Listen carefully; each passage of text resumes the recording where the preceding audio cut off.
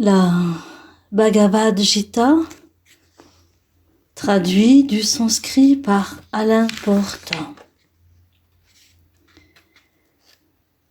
La Bhagavad Gita comporte 18 chapitres et 700 skolas, le verset indien épique. 18 chapitres, 18 chants.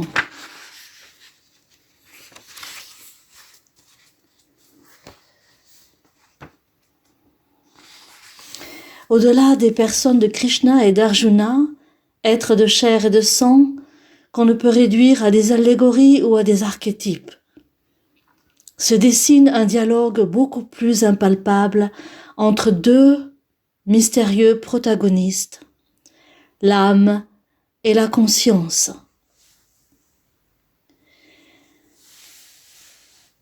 Il n'est pas peu paradoxal que ce soit Krishna l'incarnation de la conscience. Quand on sait qu'il est l'avatar de Vishnu, lui-même image de l'esprit ultime dont l'univers est tissé.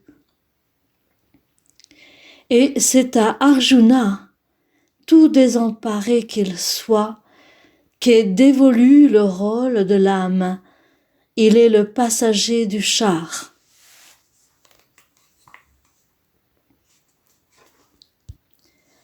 Le char, arrêté au milieu de deux armées qui brûlent dans des coudres, rappelle la valeur métaphorique que lui attribuèrent les Indiens d'un temps si apparemment révolu.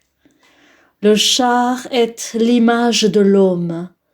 Les chevaux, ce sont les sens. Les rênes, c'est la pensée. Le char lui-même représente le moi. Le cocher, c'est la conscience individuelle, ce qui discrimine et décide. Enfin, le passager du char, c'est l'âme.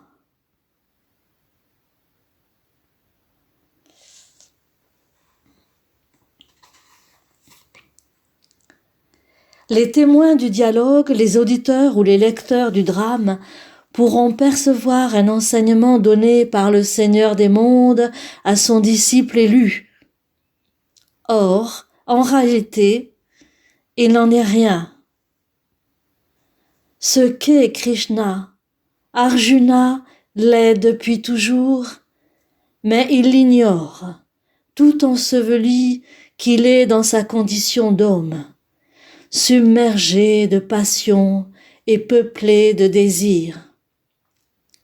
Au terme de ces chants, au terme de cet entretien où le monde aura été pénétré dans ses fondements, Krishna aura rendu la parole au silence et Arjuna à l'action.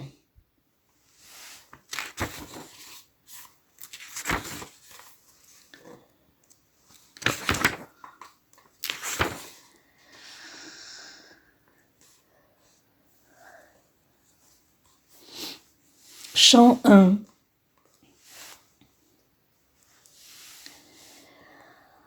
Ô Krishna, quand je vois les miens prêts à se battre, mes membres fléchissent, ma bouche se dessèche, mon corps tremble, mes cheveux se hérissent, mon arc glisse de mes mains, ma peau me brûle, je ne peux plus rester debout et mon esprit me fuit. Les raisons de se battre, je les trouve absurdes. Je ne vois rien à gagner si je tue les miens à la guerre. Ô Krishna, je ne désire ni victoire, ni royaume, ni bonheur. Qu'est-ce qu'un royaume? Ô Govinda, qu'est-ce que les biens de ce monde? Qu'est-ce même que la vie? Ceux qui nous ont fait désirer royaume, richesse et bonheur se dressent tous ici prêts à se battre, prêts à perdre vie et richesse. Instructeurs, pères, fils, aïeux, beaux-pères, oncles, petits-fils, beaux-frères et tous nos parents Je ne veux pas riposter s'il me frappe. Même si l'enjeu c'est de régner sur les 3 mondes, et c'est la terre ici qui est en jeu. Les Kauravas tués, pourrions-nous pavoiser, nous serions livrés au malheur en supprimant ces meurtriers. À quel titre exterminer les Kauravas qui sont nos proches? Une fois notre sang versé, serions-nous encore heureux au Krishna? La cupidité noie leur esprit. Ils ne voient pas le désastre que provoque la destruction de la famille et la dégradation qui s'attache à la trahison d'un allié. Mais nous qui savons le désastre que provoque la destruction de la famille, comment pouvons-nous ignorer qu'il faille déjouer ce fléau? Quand on détruit la famille, les fondements s'effondrent pour toujours. Et quand les fondements se sont effondrés, le désordre submerge la famille entière. Quand règne le désordre au Krishna, les femmes sont atteintes, et quand les femmes sont atteintes, c'est la confusion des castes. La confusion conduit famille et destructeurs droit en enfer, où tombent aussi leurs ancêtres, faute d'offrandes d'eau et de riz. Ce crime, la confusion des castes, œuvre des destructeurs de la famille, renverse pour toujours les fondements de la famille et de la race. Quand leurs fondements sont renversés au Krishna, les hommes sont voués inéluctablement à demeurer en enfer. C'est ce que dit la tradition. Quelle pitié! Nous allions commettre un terrible forfait quand, par désir d'un royaume et par goût du bien-être, nous étions prêts à tuer les nôtres. Si, l'arme à la main, les Kauravas me tuaient au combat, moi qui suis sans défense et sans armes, j'aurais l'âme en paix. Telles furent les paroles d'Arjuna sur le champ de bataille. Debout au pied de son char, il se laissa glisser à terre, laissant échapper son arc et ses flèches, le cœur brisé de chagrin. Chant 2 de la nature du monde. À cet homme ainsi envahi de pitié, les yeux voilés de larmes, désemparé, Krishna tint ces paroles. Dans cette épreuve, Arjuna, d'où provient le désarroi qui t'habite, sans rapport avec un arya, contraire au ciel et à la gloire. Ne sois pas lâche, c'est indigne de toi. Chasse de ton cœur cette faiblesse futile, relève-toi, guerrier. Mais comment, moi, dans cette guerre, tournerai-je mes flèches contre Bhisma et Drona, tous deux tellement dignes de respect? Plutôt que de tuer mes maîtres vénérés, mieux vaudrait vivre d'aumône en ce monde.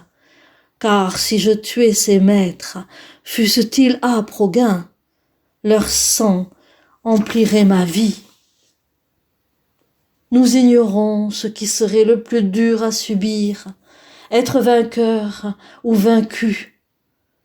La mort des Kauravas qui sont là devant nous nous enlèverait tout désir de vivre. La compassion est un mal qui m'atteint au plus profond de moi-même. Je t'interroge, car ce que je dois faire dépasse mon esprit. Ce qui serait le mieux, dis-le-moi clairement. Je suis ton disciple. Je m'en remets à toi, instruis-moi, car je ne vois pas ce qui m'arracherait au chagrin qui tarit mes forces. Ni la possession ici-bas d'un royaume prospère et sans rival, et pas davantage la maîtrise du ciel. Ainsi parla à Krishna Arjuna le guerrier. Sur ces mots, je ne combattrai pas. Il garda le silence. À celui qui se tenait ainsi, désemparé au milieu des deux armées, Krishna, en éclatant presque de rire, adressa ces paroles. Tu pleures sur des êtres qui n'ont pas à être pleurés, et tu dis des paroles de sagesse. Mais les sages ne pleurent ni les morts ni les vivants. Jamais je n'ai été sans être, ni toi non plus, ni ces princes des hommes, et jamais ne viendra le temps où nous cesserons d'avoir une existence. Un homme dans son corps traverse enfance, jeunesse, vieillesse, mais il aura d'autres corps. Le sage ne s'en émeut pas. Les impressions des sens, Arjuna, chaud et froid, plaisir et déplaisir, vont et viennent. Elles sont fugitives. Cherche à les affûter.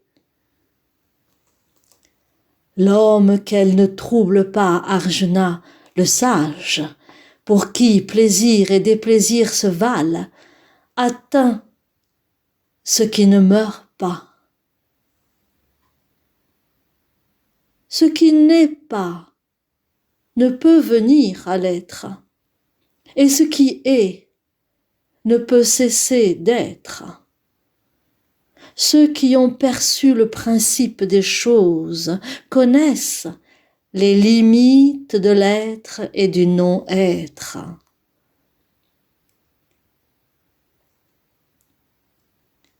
Étranger à la mort, sache-le, est ce par quoi cet univers est déployé.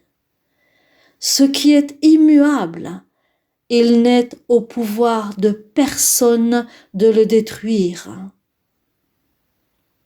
Les corps que voici ont un terme, mais face à l'Éternel, on les nomme âmes incarnées, et face à l'infini, ils sont étrangers à la mort. Aussi, combat, Arjuna. Croire que l'un est tué et que l'autre tue, c'est également se tromper. Personne n'est tué, ni ne tue. Ni naissance ni mort n'existent pour qui n'a jamais eu, pour qui jamais n'aura d'existence physique. Sans naissance éternelle, permanent, immémorial, cela n'est pas tué quand le corps est tué. Celui qui sait que ce qui est étranger à la mort l'est éternellement, parce que c'est au-delà de l'espace et du temps. Comment un tel homme peut-il croire, Arjuna, qu'il tue ou fait tuer quelqu'un? De même qu'un homme rejette ses vieux habits et en prend d'autres neufs, ainsi l'âme incarnée rejette ses vieilles dépouilles pour en emprunter de nouvelles. Nulle arme ne l'entame et nul feu ne la brûle. Nulle eau ne la mouille et nul vent ne la dessèche. Insensible à l'acier, au feu, à l'eau et au vent, elle est une et partout présente. Immuable, immobile, elle est de toute éternité. Elle est au-delà des sens, au-delà de l'esprit et au-delà des formes. Sachant qu'elle est ainsi, tu n'as nul lieu de pleurer. Et si tu penses que naît pour toujours, quand elle est morte, c'est pour toujours, Là encore, Arjuna, tu n'as nul lieu de pleurer.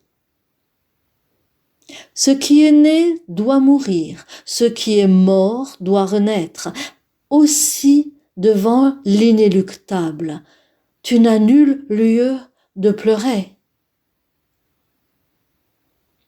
Le non manifesté est à l'origine des êtres. Leur vie appartient au visible avant de regagner le non manifesté. Y a-t-il lieu de se lamenter? Telle voit l'âme incarnée comme un prodige, telle autre encore la dira prodige. Telle autre encore entendra dire qu'elle est prodige.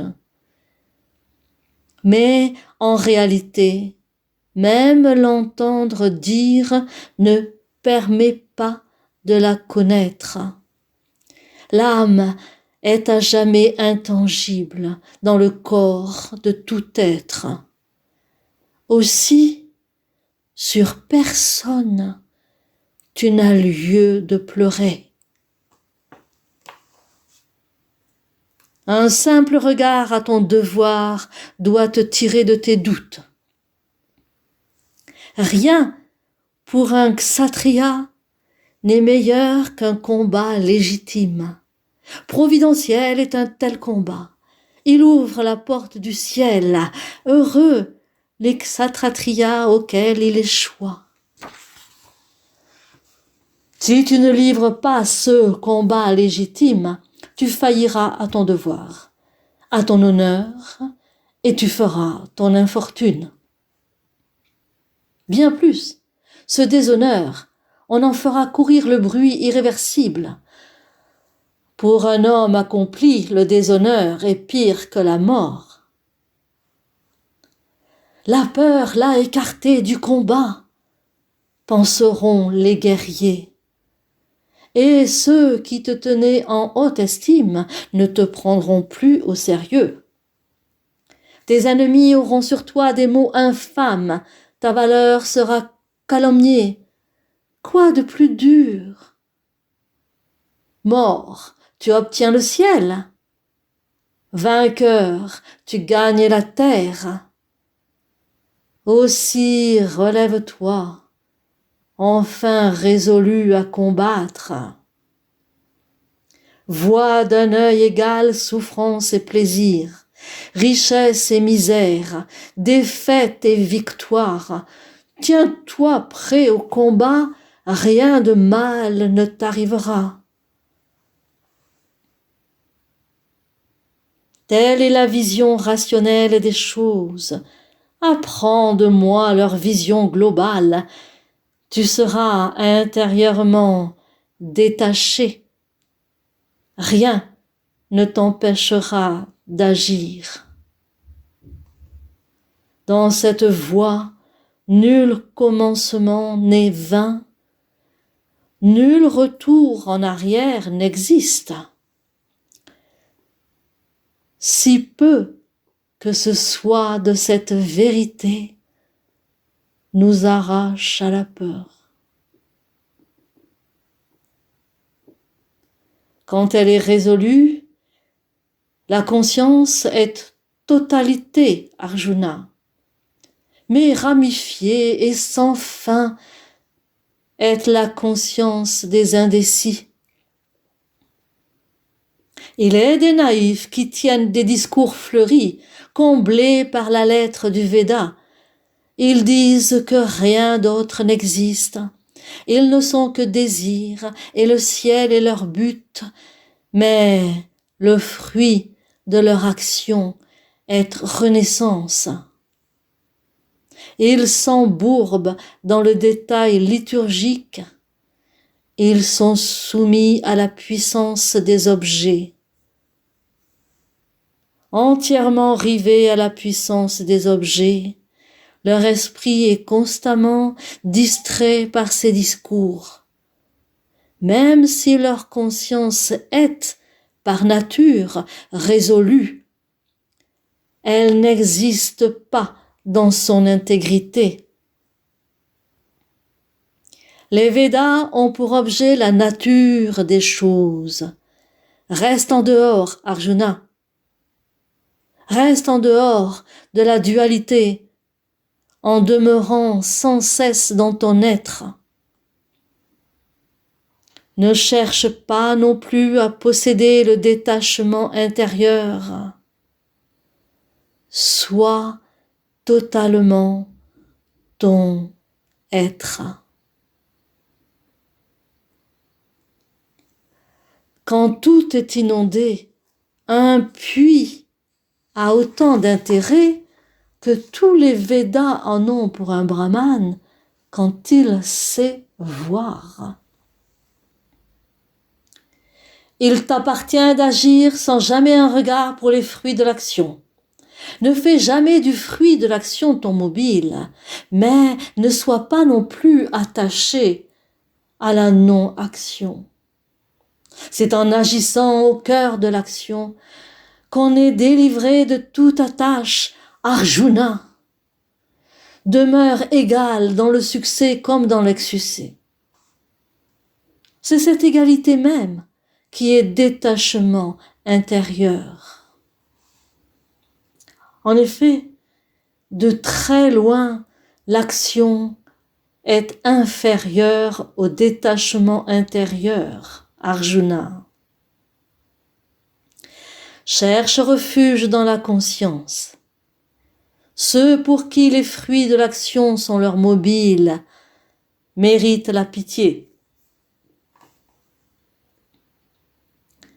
Quand on est intérieurement détaché, ce qui s'est fait, bien ou mal, n'a plus lieu d'être.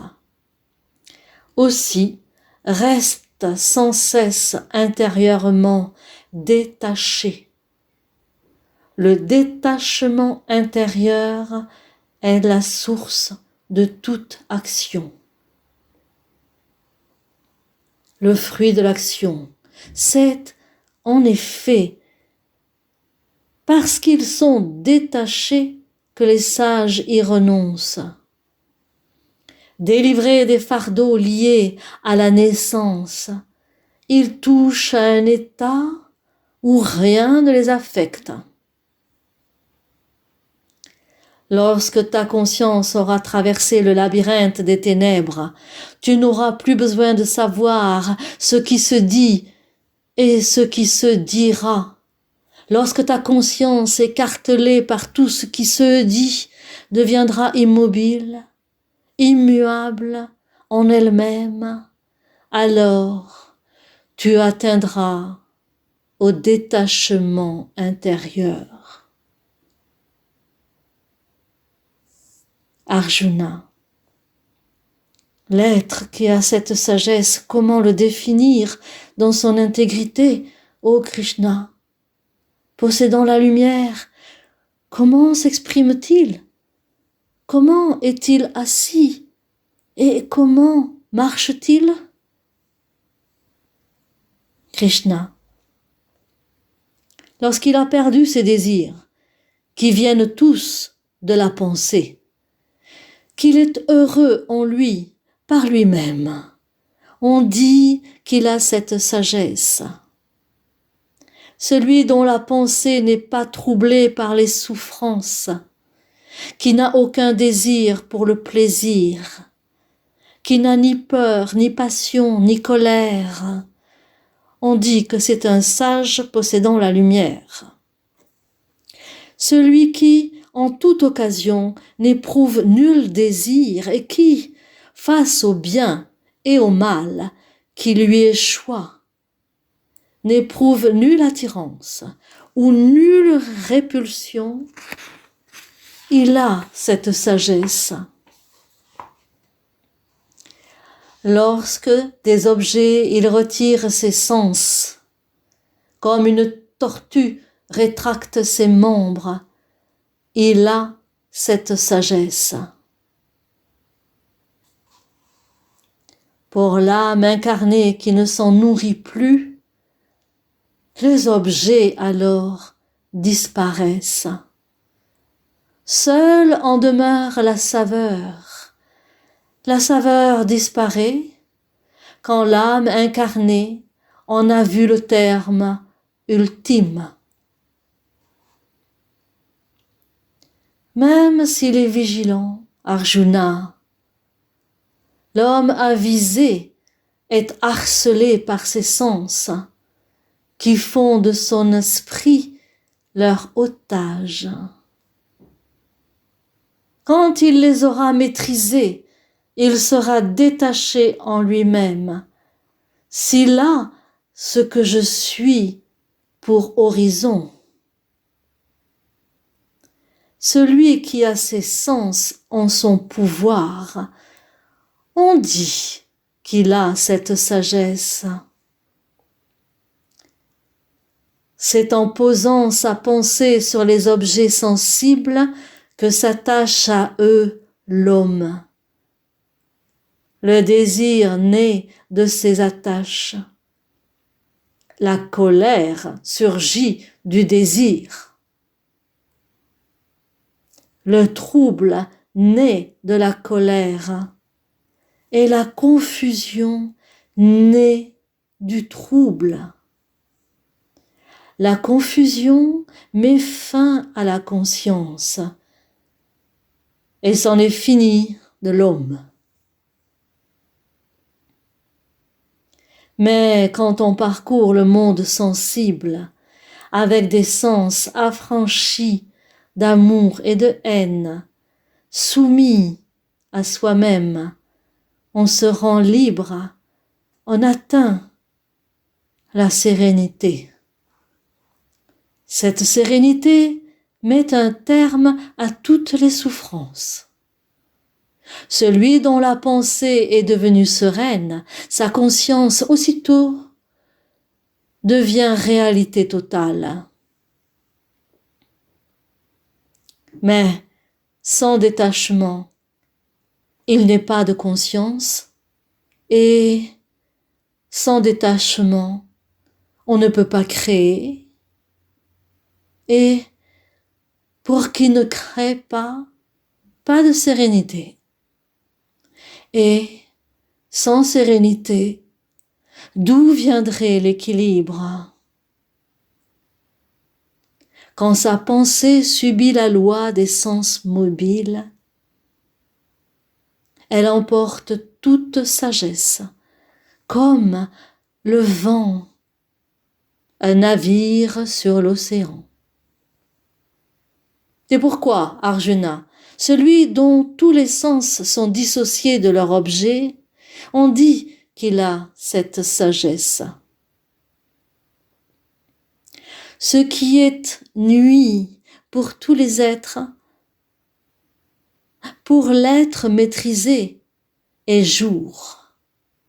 Ce qui pour autrui est jour, est nuit pour le sage qui sait.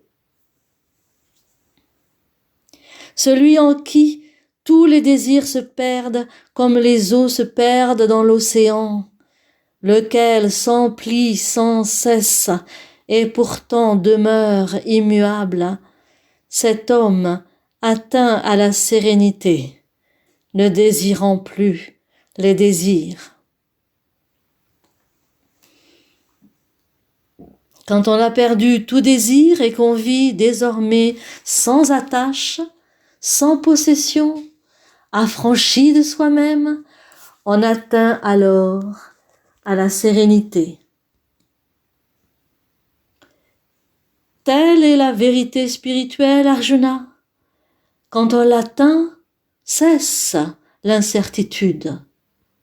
S'y trouver, même au bord de mourir, nous fait nous résorber dans la conscience ultime.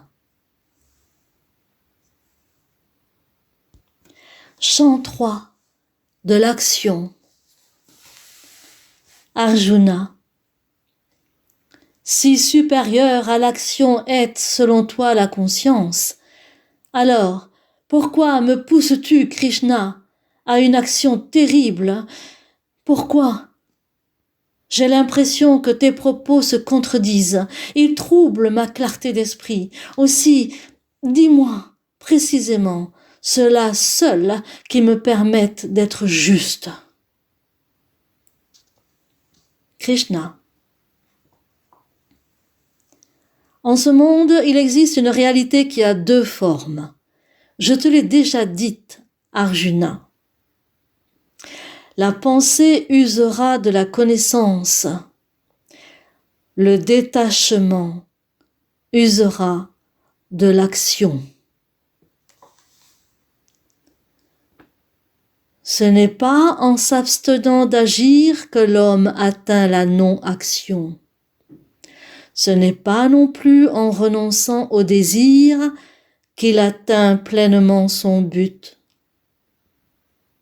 Nul, en effet, même un instant, ne peut demeurer sans agir, car tout être est poussé, sans pouvoir s'y soustraire, à accomplir l'action.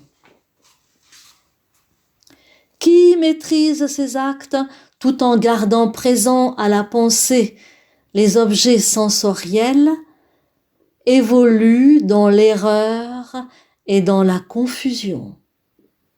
Mais qui maîtrise par la pensée ses sens et se met tout entier dans l'action, c'est lui le seul à ne pas être attaché. Accomplit inlassablement l'action. L'action est supérieure à la non-action. Les simples besoins physiques, la non-action ne saurait les résoudre. Hormis l'action qui a pour but le sacrifice, toute action en ce monde est une contingence. C'est pour cela que tu dois, Arjuna, accomplir tous tes actes avec le plus complet détachement.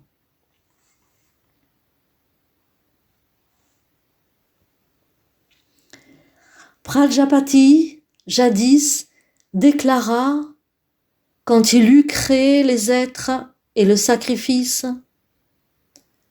que le sacrifice vous fasse vous reproduire, que ce soit lui la source élue de vos désirs. Que les dieux vous fassent exister par le sacrifice qui les fait eux-mêmes exister, en vous faisant mutuellement exister.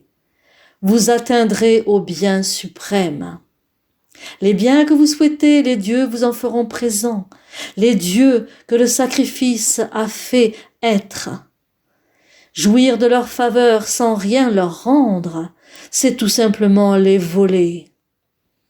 En consommant les restes du sacrifice, les êtres purs sont affranchis de tout mal, mais ceux qui sacrifient pour leur bien exclusif, ces êtres vils n'ont que souillure à récolter. De la nourriture ont surgi les êtres. La nourriture est née de la pluie est née du sacrifice, le sacrifice est né de l'action.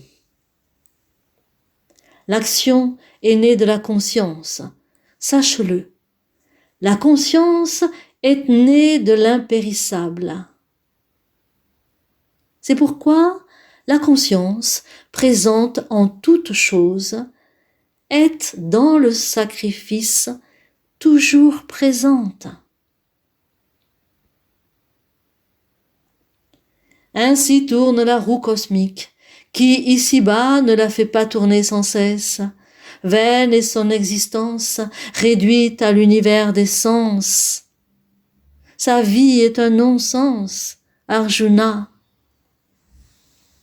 Mais l'homme, en vérité, qui fait de sa réalité intime le terme de lui-même, heureux en lui et par lui-même, n'a rien à accomplir.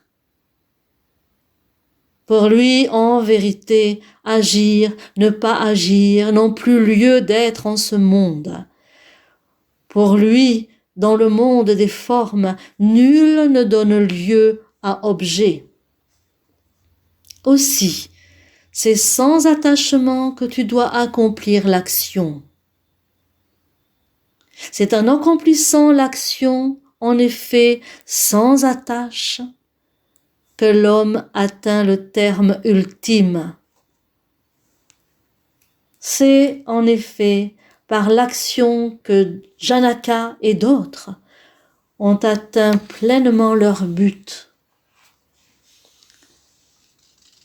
En vérité, c'est en considérant totalement l'intégrité du monde qu'il t'appartient d'agir. Ce que fait le meilleur des êtres, cela autrui le fera. C'est en ce qu'il accomplit d'opportun que le monde le suit. Pour moi, Arjuna, il n'y a rien à accomplir dans les trois mondes. Il n'y a rien à acquérir, rien que je n'ai acquis, et pourtant, je suis dans l'action. En effet, Arjuna, si je n'étais pas infatigablement dans l'action, les hommes suivraient mon exemple universellement. Ces mondes que tu vois seraient bouleversés si je n'agissais pas. Je provoquerais le chaos, je frapperais au cœur les créatures. C'est attaché à leurs actes, Arjuna, que les ignorants agissent. Mais le sage agira sans attache, soucieux de préserver l'intégrité du monde. Il ne doit pas perturber la conscience de ceux qui sont privés de connaissances, attachés à l'action. Il ne désavouera aucune action, sachant qu'il agit, lui, pleinement détaché. Tout acte est provoqué par l'énergie de la matière. C'est parce qu'on est aveuglé par soi-même qu'on pense être l'auteur de ses actions. Mais celui qui connaît le principe des choses, Arjuna, quand il a compris que dans la relation action-matière, seule la matière agit dans la matière, cet être alors n'a plus d'attachement. Ceux qui sont aveuglés par la matière sont enchaînés à son action. Ils n'ont qu'une connaissance incomplète. Celui qui sait n'a pas à les désorienter. Remets en moi toute action, plonge ta pensée dans l'esprit, sois sans désir et sans attache, et combat sans trembler. Telle est ma pensée. C'est ceux qui s'y conforment sans faiblir, avec foi et candeur, qui sont affranchis de leurs actes. Mais ceux qui nient ma pensée et ne la suivent pas, sont aveuglés devant la connaissance. Sache qu'ils sont perdus, qu'ils n'ont plus de pensée. Même un sage agira selon son naturel. La création suit la nature. Qui fera la contrainte? Désir et répulsion résident pour les sens dans l'objet qui est leur. Il ne faut pas tomber dans leur double pouvoir. Ce sont tous deux des obstacles dressés sur la route. Son propre devoir, même imparfait, est préférable au devoir d'autrui. Fût-il exceptionnel. Meilleure est l'assise dans son propre devoir. Le devoir d'autrui est source de danger. Arjuna. Par quelle impulsion l'homme est-il poussé à mal faire, même contre son gré? Ô Krishna, comme si une force exerçait sur lui sa contrainte. Krishna, c'est le désir, né de la fièvre de l'action. C'est lui le grand vorace, le grand malfaisant.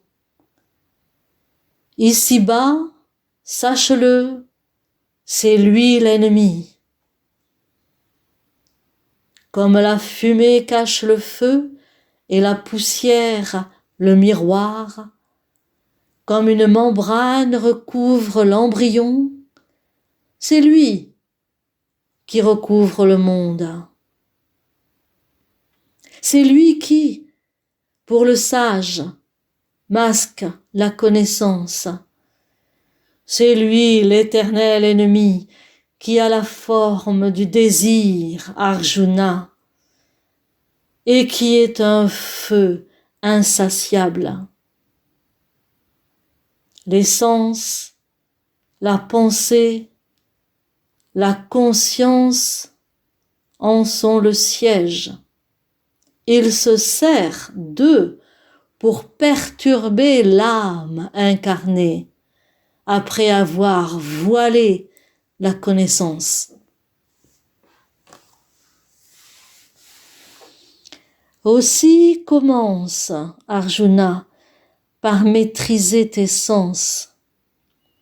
Chasse en effet ce malfaisant, car c'est lui qui détruit la perception de la connaissance.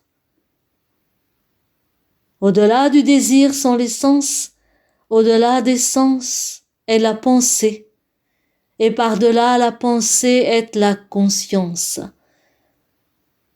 Au-delà de la conscience est l'âme incarnée.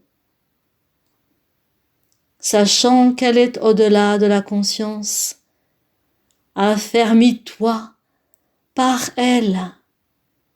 Frappe, ô guerrier, ton ennemi dont la forme est désir, dont le contact est un danger.